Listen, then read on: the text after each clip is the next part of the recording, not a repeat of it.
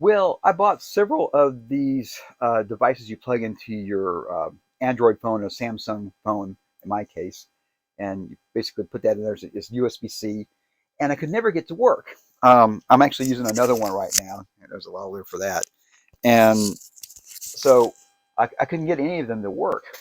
It would work with the wired lavalier, and I finally did some research online and found if you need to download a program if you're using a Samsung. It's basically called Open Camera. It's a free piece of software. And in there, you can go select the sound source, and then you say select external mic if available. And you can even turn on the audio. So right now, I'm actually looking at and seeing my audio level, and so I know I'm actually having audio go through. So if you have one of these devices, it's not Bluetooth. These just plug into basically the charging jack where the USB-C is at, and then you can get like 30 feet away from the camera if you want to. So if you have problems plugging one of these in and actually getting it to work, and had another program that it actually worked, like a sound, like an audio recorder, and so I knew that these actually were, it actually worked with the device.